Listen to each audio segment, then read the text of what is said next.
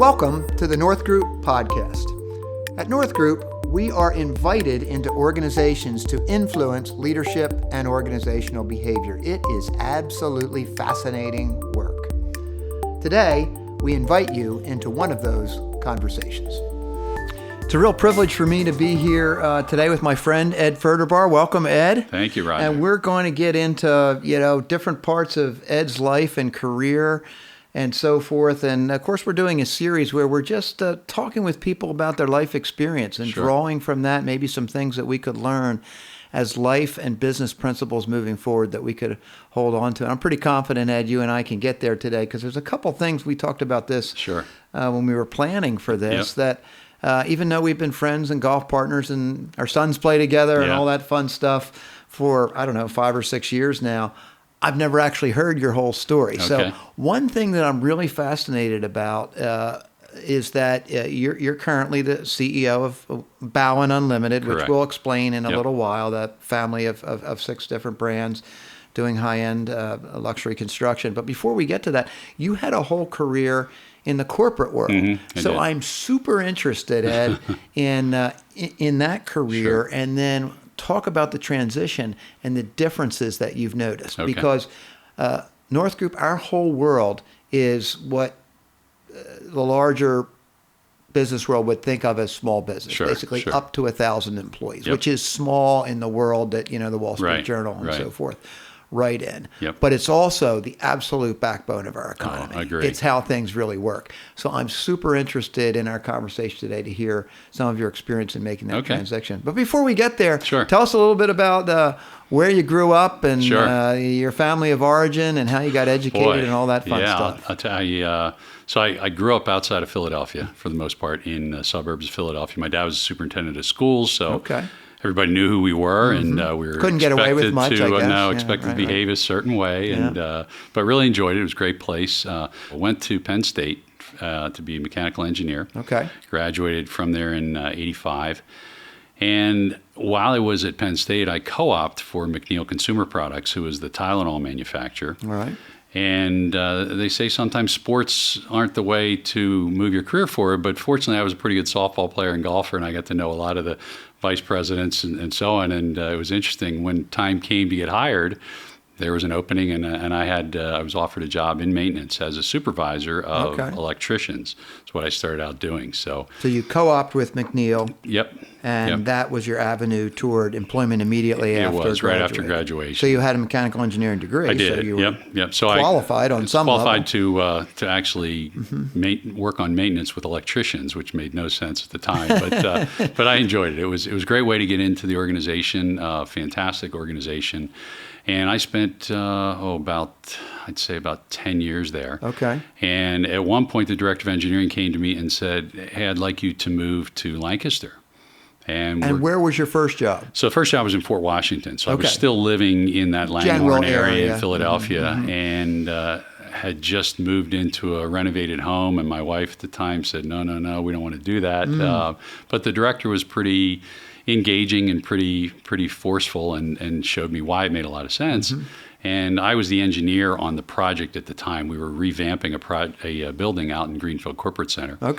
And when the project was completed, I then became the plant engineering manager for Johnson & Johnson Merck at the Greenfield Corporate Center. Is that a unit of It was McNeil? A joint venture between Johnson & Johnson and Merck. And McNeil was the Johnson & Johnson portion of that joint venture. So McNeil is a unit of Johnson & Johnson? Correct, yes. A subsidiary of Johnson & Johnson. And McNeil at the time was the operations side.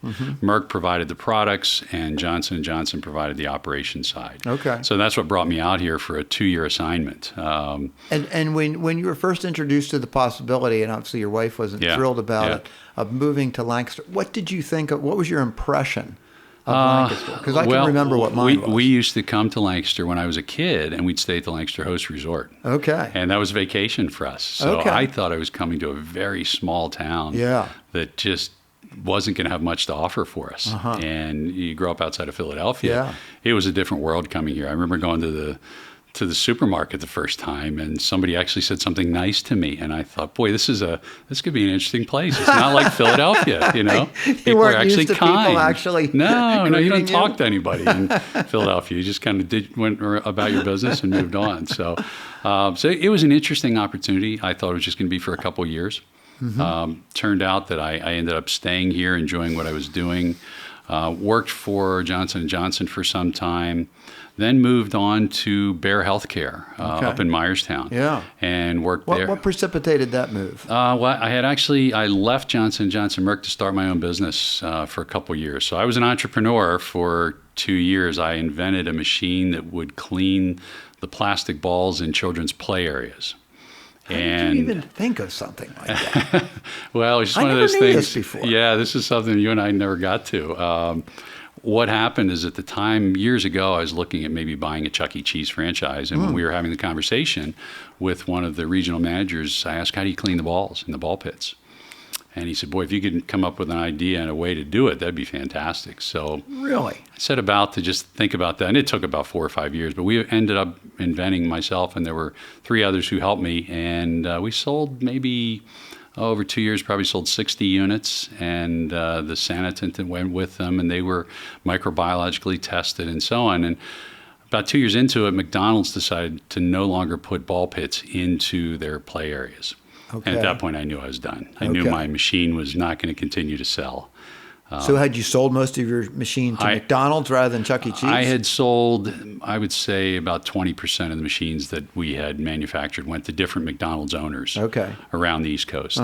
And once that was going to be shut down, at that point, I thought, boy, I'm going to go back to what I used to do, go back into the pharmaceutical. That was a full-time endeavor for you for a couple years? For 2 years. So you made the hard choice to quit a secure corporate job and caught the entrepreneurial bug. I don't know if it was the smartest thing to do at age 30, but I did. If looking back, I would have probably kept the job and done it on the side. That's what I'll share with folks when they ask, you know, should I give this a try? My answer is always, sure, give it a try, but do it on the side. Until you know it's going to really get legs and get moving. But you jumped in with both feet. I did. Yeah, I did. That took some courage. Looking back, I guess you could call it courage or stupidity, depending on which side of the aisle you're on. You made it through? I did. I learned a lot. I mean, really did. In 2 years of starting my own business, I worked with SCORE in Lancaster for a little while to do that. Sure. And then when that was over, again, thought I'm not going to continue down the entrepreneurial route. I'm going to go back to work, doing what I know how to do. So I went to Bayer Healthcare up in Myerstown, and I ended up staying there for about 10 years. I went in an operations role. On the floor, working in the production environment, and did that for about 7 years, and then became the engineering manager of North America for about 3 or 4 years. Okay. At that point, the gentleman who had hired me retired and called me about 6 months after retirement and said, hey, I know you were an entrepreneur at one point years ago. What if I bought a business and you ran it for me? And so we ended up buying a company out of York called Markitex, which designed and built large trade show booths for corporate clients. And we also did some work in college and university athletic departments. So I started down that path. That's where I first met you, when you were running Markitex. When I was running Markitex. Yeah. And about the same time, maybe a few years later, my son and I also bought a Signorama sign shop in Lancaster that we worked on together for years. So that was really my entry into leaving the corporate world and coming in to run my own business. It was a scary time. I mean, it was, as you said earlier, to go from the corporate world into a small business. I don't know that I was really ready for that at the time. But fortunately, I was running the business. Maybe a dozen people at the time. We grew it to about 25, but I was able to call my own shots. I was able to do what needed to be done and started to figure it out. And so tell me about this gentleman that you had worked for that retired. Yeah. And then what was his role in all this? I mean, he bought the business, I guess, but had enough confidence in you. Yep. But I'm really interested in the transferability of what you're doing inside a large corporation, thank you, and then moving to a business with 12 people. What gave him the confidence you could pull that off? Looking back, we still get together now. He's older and retired again, but we talk about that. Yeah. And I think there was some naiveness to it, but I think we also just felt that we had learned so much about people and about how to support people, how to manage people, how to lead people, that we thought we could use that knowledge. We also had just a lot of operations experience between the two of us. He was only at the business maybe 2 days a week, 4 hours or so a week. But overall, it was just one of those things where we said we learned so much. I mean, when you're in a big corporation, one of the reasons you don't like it sometimes is the flavor of the month. What's the new process? What's the new system coming down the pike? And we didn't want to bring that to the organization. We also learned a lot about people and people management, people leadership. I mean, that is one thing that at Johnson & Johnson and at Bayer Healthcare, lots of training, lots of teaching. Okay, so that's really interesting to me. So I'd like to back up on that for a minute because that was not my experience. So I had the typical, or what people have said is the typical experience that you get into a job.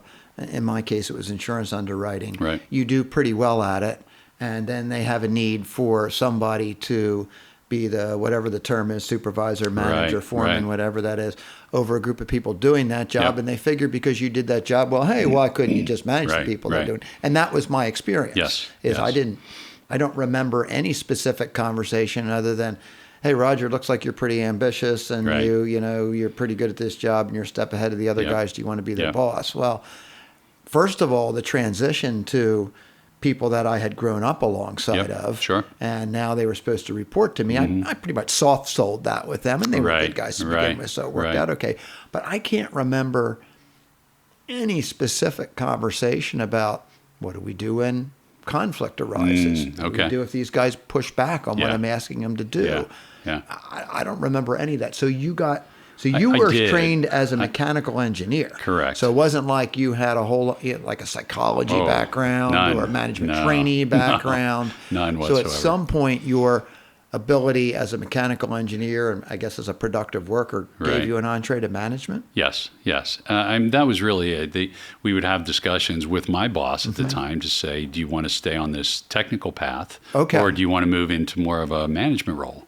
And I really believe, looking back, there were a couple gentlemen who really helped me from that perspective, who encouraged me to go get certain trainings and one that I can remember at Notre Dame was a 4-day course, finance for non-financial managers. There you go. Those are the types of things that I was fortunate enough to be able to go to. Had I not had that type of training, I think I would have been in a lot tougher spot when I did go out on my own. Now, thinking back on what you said earlier about growing up with your dad as a superintendent.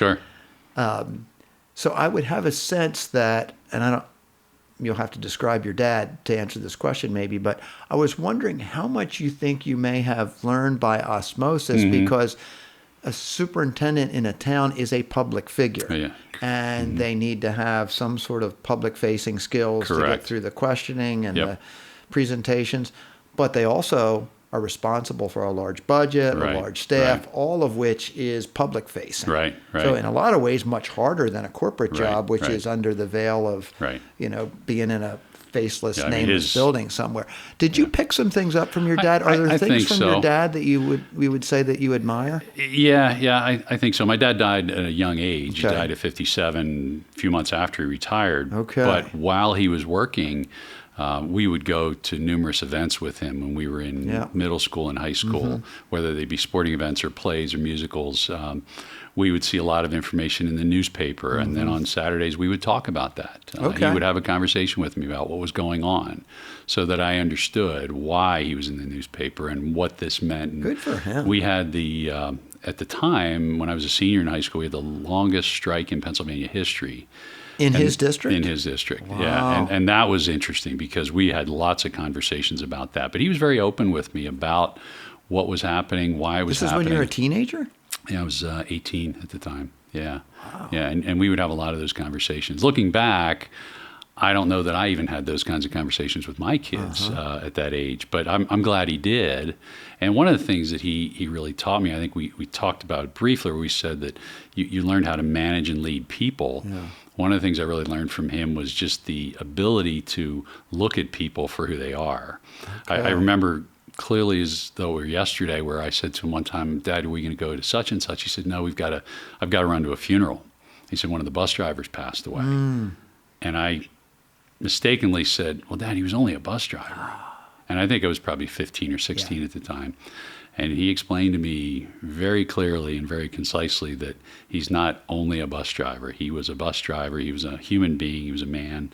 And we're going to go to his funeral today. What a great lesson. So it was really fantastic to hear those types of things occurring. And that's just how he lived. So I think I did, through osmosis, as you say, and even through conversations with him, picked up a lot of that about people. And I think really that transition to the smaller company, if you look at an individual and look at all the people at our organization and treated them as such and knew they had amazing skills, and all we had to do was help them to bring those skills out, that was one of the ways that we moved in a positive direction, was by establishing those guardrails and then allowing people to work within them, and treating them like they mattered. And I mean, you know as well as I do, that's huge in any business. So did that idea, like I guess, I don't know if this was your word, but the intrinsic value of a human being. He's not only a bus driver; he's a human being. He has value.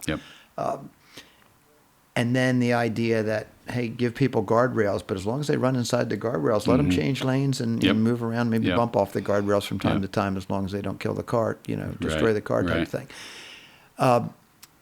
Did you feel like that was a corporate value too when you were at, because, again, no, I only ever worked corporate 1 year in my entire 43-year career. So I have a view of it that's pretty stereotypical. It's kind of a faceless, nameless thing. You got your Jack Welch chop off the low 10% every year, that kind of thing. Now I know certainly every corporation is not like that. But we have such a beautiful opportunity in small business to actually know the people that we work with and value them, know who they are. And I just have this really strong belief that that's a productivity driver too. When they're seen, known, and valued, and we can give them some flexibility when we know things are harder at home, they'll reward that at some point. I might not exactly be able to measure it, but at some point it's going to show up in the scoreboard, probably in the fourth quarter, and we're going to win the game as a result of that. And it sounds like, I'm just wondering how that played for you, because you were 20 years corporate, right? Roughly 10 and 10? Yep.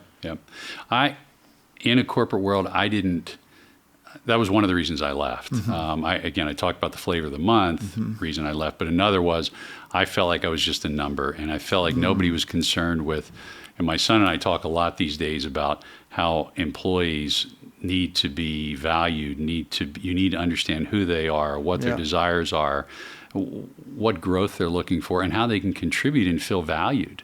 Because if you've got someone who's in that position who feels that way, as you said, they're going to contribute back more than you can give them. And I didn't really realize it was even missing until we started to provide it. So I think when I got the Marketechs and started to provide that to people, the feedback that I got was fantastic. And we started to realize this is how we need to run this business. We need to take these amazing folks who can do amazing things and help them to do that, and to teach them and to give them, as we said, those guardrails, but then let them work within it, because everybody works differently. And that I definitely took with me then when I went to Baüen. So would you say that in some ways your experience in the corporate world was a learning experience, but not necessarily a positive learning experience as far as valuing people, taking time, seen, known, valued, that sort of thing? Because we can learn from what went wrong. We can learn from negative influences and positive influences if we're open to it. And I believe you're absolutely right. I think technically I learned a lot at the corporate world.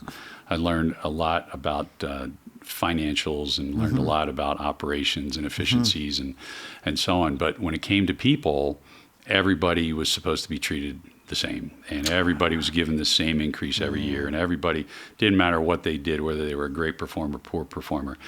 And seeing that, it's that idea of when you work for someone or in an area and something is done wrong and you don't like it, well, don't ever do it yourself. And I think that was something I really learned walking away, was I never wanted to do that. And I didn't know what the right thing was until I really started to get into this smaller business and then started to understand it and started to get the feedback. So do you think, how did you come into that? Because you weren't really taught that in the corporate world. Then you go to market techs. You must have seen and capitalized on an opportunity to personalize the way that you led and the way that you treated people. And then Joe has learned that from you. Yeah, my son has as well. I think I saw a lot of that from my dad. He treated people like they were human beings. I love that bus driver example. Yeah, it was, and again, you don't forget that. That's something that sticks with you. Yeah. And he had about 1,200 people who worked for him, so it wasn't a small district. So I think you see it there. My business partner, who I worked with at Markitex, he was that way as well. He knew, interesting little side story, at Bayer Healthcare, he worked there for quite some time. And at Thanksgiving, we as the leadership team would hand out turkeys. And everyone would drive by, and there were over 700 employees.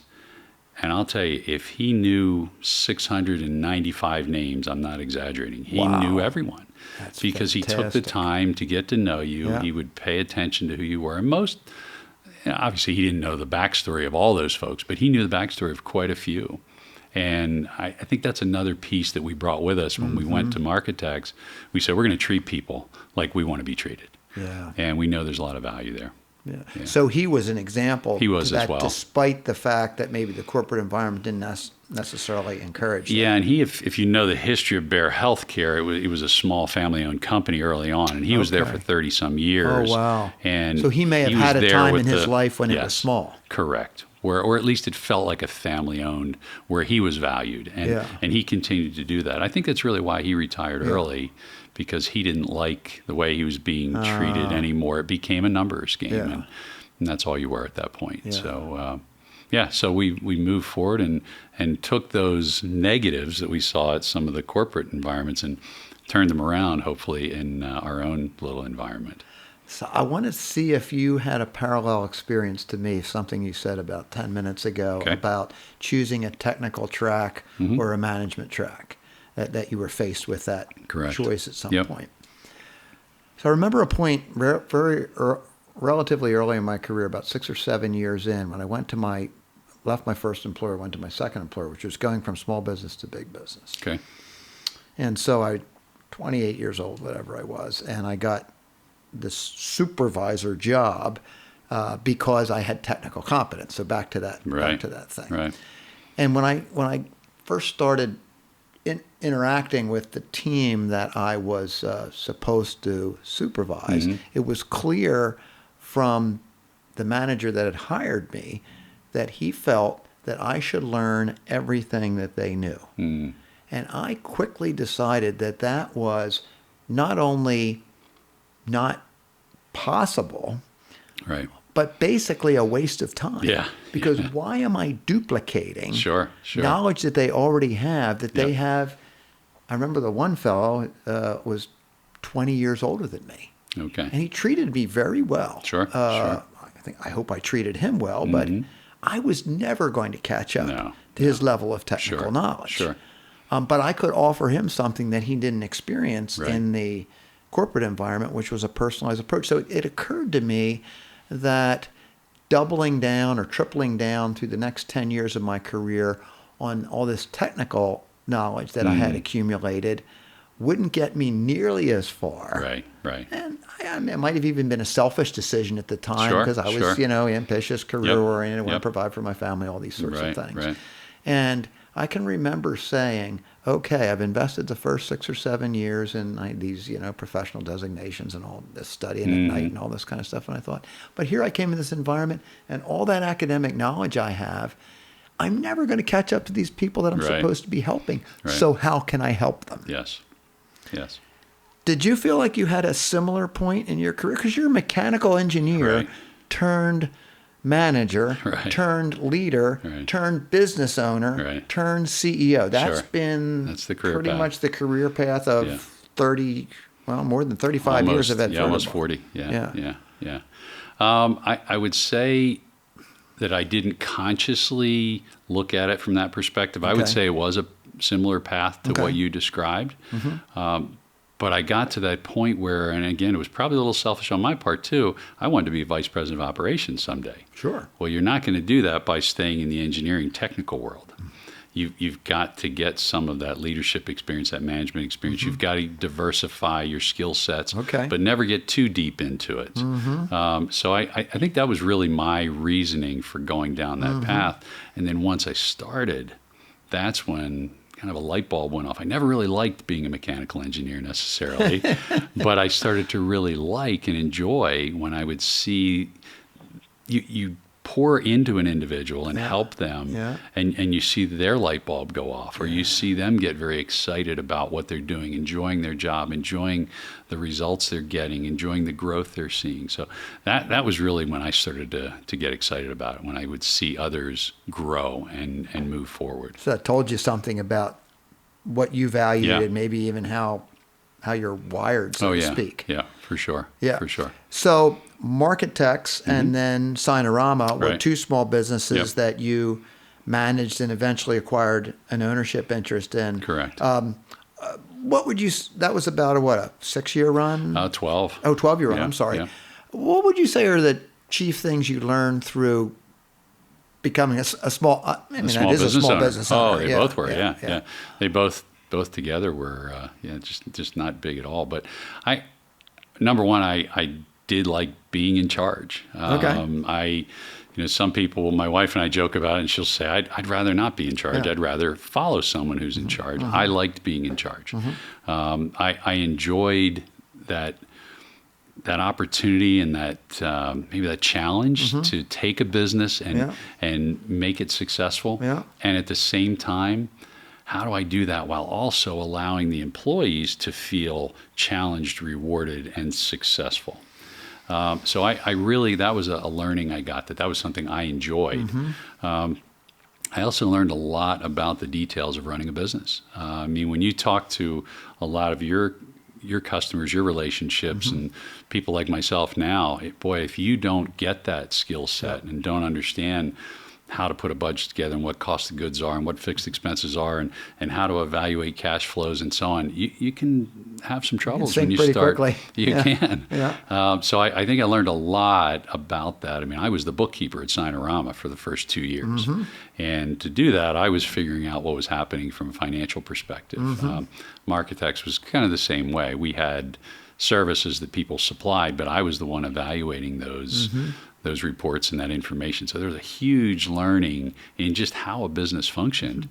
The other thing was, again, it just reinforced the importance of people. Because when you have a small business, you lose one of your key people for some reason, and you can really be in a world of hurting. And that was another thing that I really, again, it just intensified that idea that we've got to treat people well. You talked about the bottom 10% you let go, and you've got the top 10%. We've got to focus on that middle and that top groupings and really help those individuals, because you want them around for a long time. You're investing a lot of your energy, your money, your time into them. So would you think of yourself as a pretty decisive person? Yeah. I would experience you that way. And so you get to this point in business where you want people involved in the decision-making process, right. But just because of your view of the business and maybe your training and background, you're usually a step ahead of them. So in some ways, giving your managers or supervisors input into a decision can slow things down. Right. How did you rectify your desire to, you're a fairly fast-moving guy, let's get this done, let's do this, with the need to involve other people in order to value them and help them learn? Because I am so often, I have, not anymore, but I have been challenged in the past from thinking, I pretty much know which way we have to go. Gotcha. And in some cases might even be right. But if you look back and you're the engineer driving the locomotive, there's nobody on the train, doesn't do you any good. Right. Do you feel like you had some times of learning in that, just slowing yourself down and realizing it'd be better in the end if more people were on board? And I think, don't you feel this, that you got that way sometimes because you realize there was a point in time where you could only do so much. Right. And I think once I got to a point where I realized I wasn't ready to work 80 hours anymore or 70 hours anymore, I needed some skilled people in those roles. Okay. And one of the things that my son and I talk about quite a bit, and it's still a learning to me, is when someone can do something about 80% as well as you'd like to see them do it, let's let them do it. That's a cool rule. You know, it's because they're never going to get to the point where they're doing it exactly the way you'd like to see it done. And you also can't afford sometimes to get them from that 80% to 100% because now it's more of your time again. So it really has been interesting to see that play out for me. So for me, it was really just a workload situation when I realized I've got to do this. Now, how do I do it effectively? And again, I think reading a lot of books and just trying to see what others have done and how they've been successful doing that. So I really, that was a big learning for me when that transition had to take place. And now I see that. That's the way I start now. Now I don't want to go in. I mean, and I don't want to go in and be the expert and know all of that. I want the smart people around me who they may know more than 80%, do it better than I would. So it's been a real learning over the years. And that's a great segue to where you are now. So I'll skip ahead and then you can knit it together. Okay. So now you're the CEO of a group of companies, which has been recently rebranded as Baüen Unlimited. But under that, we have 6 different operating companies operating in the luxury custom building market. So we can get to that. How did you get from being the owner-operator of Markitex and Signarama to this business, which we'll add is owned by 2 terrific guys who, B&D, Ben and Daniel, who happen to be Amish. Correct. Okay. Correct. Tell us a little bit about that transition because that took a while, Ed. It did take a while. It's and I'll start off by saying it's who you know sometimes. Okay. Throughout as COVID occurred, as I said at Markitex, we worked on large trade show booths and we worked in colleges and universities in their athletic departments. During COVID, nothing was happening in either of those 2 locations. So we were going to close the business. Okay. There was not much to sell. We were selling real estate. That was about it, but closing the business. And not sure what I was going to do, to be quite honest. I'm not sure if I was going to retire, if I was going to try to go back to work somewhere. And I had a good friend stop in one time and say, have you ever heard of a company by the name of B&D Builders? And I had, actually. We had heard of them because of the Star Barn work they had done, and we had talked to them at one point about a possible job for my stepson and his wife that we were going to potentially do. And so he put us together. And B&D at the time, to, again, as you say, knit that together, they had been around for about 22 years, and Ben and Daniel were running all 6 companies on their own with 2 general managers supporting a couple of the business units. So we talked it was 8 or 9 months Is that we met and talked. And looking back at the time, I got a little frustrated by that, thinking, come on, let's get this moving. But the reality was, when you think back to it, they didn't have the role of a CEO. They had been doing this all their lives, so really didn't know any other way of doing it. So they weren't even sure what they needed from the role. And in any relationship, you need to get to know people, you want to like them, and then you want to trust them. And it took us quite some time to get to that point. And I'm actually looking back, I'm glad it did, because I now feel like we have a relationship that we may never have established if we hadn't taken that amount of time. And I think part of it was because we were both a little hesitant. You know, I didn't want to jump into something after 30 some years. They didn't want to bring on someone who was going to take the business they created in 22 years and take it in the wrong direction. So it was a real interesting transition just to get to that point, and to get to a point where we knew that our values, our personal values, are really, I think that was the last step. That's what I wanted to ask you about. Sure. How did you arrive at that spot? Because I can't imagine that Ben and Daniel, particularly with their background and their faith convictions and their lifestyle convictions, would bring a English person in, so to speak, easily. Yes. And certainly not one who they hadn't vetted, really. Yeah. It was because they are conservative by nature. They have particular guidelines by which they live, and from a value perspective, I admired their values, still do. It was kind of funny because halfway through that 9-month period, I remember a couple times coming home to my wife and saying, I'm going to figure out what these guys are up to because I don't know if this is all real or not. And I knew there was something hidden. It is pretty amazing. But they are who they say they are. Their focus. Isn't that fantastic when you find out? It's phenomenal. You see a veneer on somebody and you're saying, I'm not sure this can actually be real. Yeah. And then and there's times when you find out it isn't, and that's disappointing. Sure. But the times when you find out it is, that people really do stand for what they stand for, and they live it out that way. It is so rewarding. It just reinforces your belief that we're gonna, if we're around for a while here on Earth, we're gonna be okay. We're gonna do all right. Yeah. And it was really, it's still neat. We just had our Christmas party, and Ben and Daniel are all about family. They're all about giving individuals an opportunity to grow and learn and move into different positions. It's very exciting. Yeah. I mean, I forget about what we do. I mean, what we do is amazing. It's the craftsmen who are there. I put them up against anybody, literally. And yet the gentlemen who are running the business have a set of values that they will stand by, and we make decisions based on those, and that's how we run the business.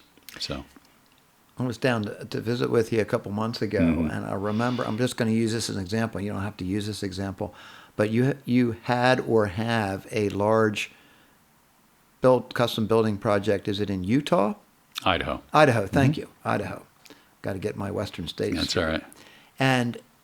But Ben and Daniel also have a conviction about their employees spending weekends and home time with their family because that is such a high value to them. Yeah. I don't remember it exactly, but you told me how they navigated that challenge of getting workers to Idaho. Right. And back and doing this high quality work. Yeah. How did they? Yeah, it's an interesting. What we do is, especially with the Amish community, if one of our employees gets married, we don't ask him to go overnight without his spouse ever again. Wow. So what we do is, and when I first heard that was kind of shocking to me because I grew up in a world where you had to travel. Sure. And I thought we can't make this work efficiently, but we do. So a lot of times if gentlemen get married and they're on a crew that's traveling, they will stop traveling. We move them to a local crew, and that's where they'll stay. Other times they'll move off a crew into an office role, a project manager, et cetera. But to get back to your Idaho question, what we ended up doing there is we had a bus retrofitted, and we would send families out. So I think it's about a 38-hour bus ride. And we would send families out for 3-4 weeks at a time, bring them back. And so you're housing the family out there, and they're we're taking care of family homeschooling the children and housing them at company cost. Yes. That is like the coolest thing ever. And now we've gotten away from that a little bit out in Idaho because the jobs have grown so large. We have a full-time 12-person crew out there now who live there. But we will continue to do that. We have other jobs coming up in Florida, North Carolina, Michigan, that we will do more of that in the upcoming years. That's not something we just did once. That's something that they've been doing for years since it's a commitment to family that they believe in, that they extend to every employee without reservation. But it does cause some management, some logistical stuff, I guess, right? And it costs some money, but it's worth it because we have amazing employees who work for us. I mean, truly, I don't say that because we're craftsmanship is just it's phenomenal. Just even walking through your office building there in Vintage Road in Paradise, it's just the craftsmanship is just stunning. It's really hard to find, and there's most of the gentlemen who we bring in, the kids, in essence, 18, 20-year-olds. They're coming with some experience, usually some construction experience, but we're teaching them. So we usually put them on a crew with a seasoned crew lead who is going to teach them, who's going to work with them. We'll put them on a crew of 4 and teach them. And you'd be amazed. As an example, our general manager, who's now the general manager of B&D, which is the largest of the 6 companies, he started 18 years ago on a crew. He was a dairy farmer and came on the crew, didn't know much about construction, especially timber frame construction. And he has now progressed through the system and through the organization. He's our general manager, does a phenomenal job. And totally different job description than he was doing 18 years ago, obviously. What do you think it is about that culture, that we'll call it Amish or Mennonite, whatever label we want to put on it, often farm backgrounds. Yeah, farm background.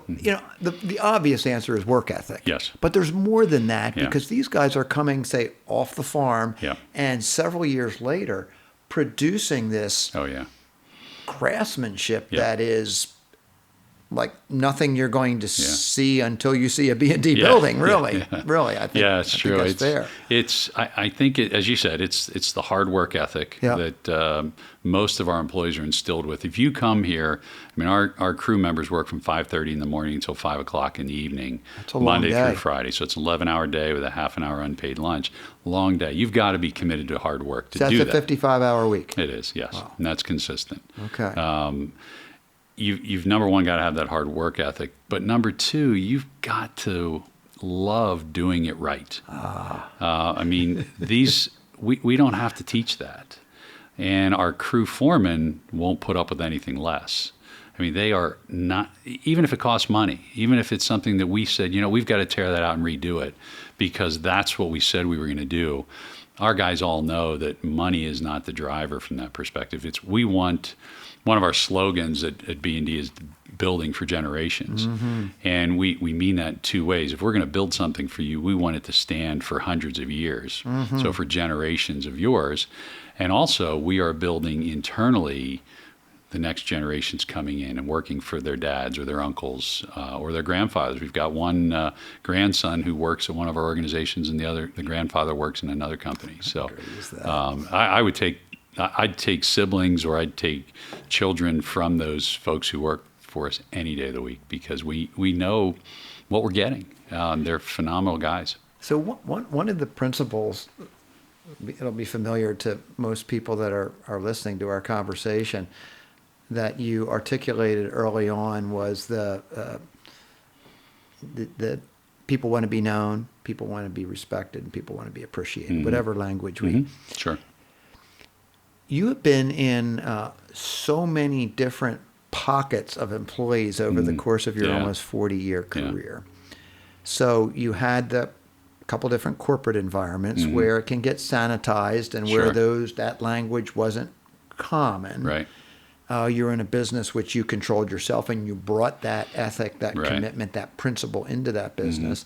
And then you landed in a very, I guess fair to say, conservative or lifestyle-driven environment that the Amish have, which has certain dictates of how... Is that known, respected, appreciated? Is that across all bands of these wide variety of people that you've dealt with over the years? Is that true of everyone? Oh, I think for sure. I really do. I don't know that you go anywhere where you have a strong workforce. Now, you may find those workforces that don't care. I wouldn't even evaluate them because you don't know how to do that. But even to get those folks to turn around, I think you've got, number one, you got to listen. If you come in as the know-it-all or I'm going to come in and change this tomorrow, you might as well just turn around and go back out the door. So once you listen and start to hear and learn, and now I'd even say draw out some input from these folks, I think people just start to sense that, maybe my input is valued. Maybe my skill set is valued. Maybe I can grow here. Maybe I can progress through the organization. And you've got to create that culture. One of the things we talk a lot about at B&D is servant leadership. And I know the term gets overused, but if you truly break it down and think about it, it's what an employee is looking for. And you've got to create the culture that says it's not just lip service, it's what we do. And I think that's the hardest thing for some people to do, because you get involved in the day-to-day, you get caught up in the day-to-day business, and you think about making money, and you can sometimes get sidetracked. One of the cool things about the leadership team at Baüen is we hold each other accountable from that perspective, and we really do a nice job of that. Hold each other accountable from the perspective of not getting sidetracked simply on the numbers. Correct. And making sure that the employees are really focused on, again, don't get me wrong, every business is in business to make money. So we're doing that, but we're not going to sacrifice individuals to do that. Yeah. And we'll hold each and other then that accountable. would go back to the crews that you talk about, where the crew leaders are vested to teach this high level, very high level of craftsmanship to 16 and 18-year-old young men that are coming into that, starting out with probably the basics of skill set, strong work ethic, and maybe some basic ingenuity or mechanical skills that they learn, by osmosis growing up on the farm, but turning them in. And by the time they're in their mid-20s, I wouldn't even say that far. Even not even that far. They're turned into superior craftsmen, making a very good living for their family, but also being treated and moving from a traveling crew to a non-traveling crew when they get married. That is such a cool thing. It is cool. The other thing that works well there is just that internal promotion. There are very rarely situations where we go outside to bring somebody in. Is that right? I'm one that happened to, but we don't do that with a lot of folks. It's, for the most part, we're teaching people from the ground up and bringing them up and promoting them from within, and that's I find that's wonderful, because that's what's exciting. If I'm on a crew and I know someday I can be a project manager, I can be the general manager of B&D someday. It's a pretty exciting place to be. And you got living examples of that. Oh, we do. I mean, it's not just the fellow talk. that you said's the B&D GM was a dairy farmer. 18 years ago? He's probably not much past midlife. He's 40 years old. 40 years old. I mean, how great is that? Oh, it's fantastic. And then you have the internal generation of this, where they're having such a good experience. They're saying to their boys, and maybe even use the example of their grandsons. Come here to work. Why don't you come here? Great place to be. You don't have as many job openings as the rest of your competitors do. We actually don't. No. It's and we're picky, because we want that work ethic, and we want that person who's going to continue to work within that culture. We really do. That's fantastic. Yeah, Ed, if people, we didn't get into this, but I've had so much fun interacting with you, being down at the facility, looking at the website. Sure. If people would want to learn just a little bit more about this tremendously unique group of 6 companies that you have, how would they go about doing that? Easiest way is to go to our website, Baüen Unlimited. B-A-U-E-N. Right, unlimited.com. And Baüen in German means to build. To build, So that's how we decided on that as our umbrella company. But if you go to that website, you'll see a link to the other 6 companies on the website, and there are some beautiful pictures on that website. It's pretty amazing. I can't take credit for it, because they've been doing it for quite a long time. The guys you couldn't build these buildings yourself. Oh my gosh, no. Wouldn't even consider. I was actually out on a crew last week. We were doing a timber set, and that was the first time I was out doing a timber set in 2.5 years. And boy, the skill there were 2 crane operators, there were 3 lifts with 2 men on each lift and 6 guys on the ground, and you've never seen timber go up as fast as it did. And they all knew what they were doing. They all had their jobs and their roles and flying along. So it's pretty exciting. It's we're very blessed. We get an opportunity to go do work in some areas that are amazing. We're not building sheds at this point. We're building some pretty large structures that are amazing to see when they're completed. So we're in a pretty nice place right now. We all know it. We really do. We're very blessed and very fortunate. So it's an exciting place to be. So there's 2 things I think that I'm listening to here from our conversation that I think the one I would have, maybe if I'd thought about it, which I didn't, I would have been able to predict through our relationship that I would learn from this would be just, again, the value of letting people know that they are known. They're not a number like you eventually experienced in the corporate world. That they're appreciated for the basic humanity that they bring to the workplace. And that they can easily be respected for what they can produce, but not only what they can produce, for what they bring as a human being to the workplace. And if you can just simply communicate that to people on a regular, sincere, genuine basis, they will do good work. Oh, yeah. So I more or less expected to hear that from you. Yeah. The other thing that I picked up today is the value of setting an example and passing on learning through the generations. Yeah. I did not, it's coming back to me now, but I did not remember what your dad did for a living. Yeah. But I find it really instructive that he took time when you were a teenager to just help explain. you learn. Yep. And now you've had a terrific opportunity with Joe, who I'm privileged to know, and he's friends with my son. And, we got the generational thing going on there, which is super cool. But that you were able to be in business with him, and now he's launched on his own. Owns his own business, which is rapidly expanding, taking off very well, successful. And I have to believe that maybe it even started before your dad with your granddad. We didn't get into that, but the passing down through, and then we see that in even more living color, so to speak, with the business you're in now. And just hearing that, I love that story about the grandfather and the grandson, and they're recruiting their own workers internally. Other businesses are having a terrible time finding workers. You're generating them from inside the culture that you already have there, and I think that is so rich. It is. And instructive. Yeah. Thank you. It is. Ed, thanks so much. I mean, I had a ball. The time has flown by. I know. And I have as well. Appreciated the friendship so much. Thank you. I have as well. And I enjoyed you inviting me here today. Thank you so much. And all the best to you and where Baüen's headed. And folks, if you can take a look at that website, you will have so much fun looking at these buildings. And congratulations to you, Ed, and to Ben and Daniel. Thank you very much. Appreciate it.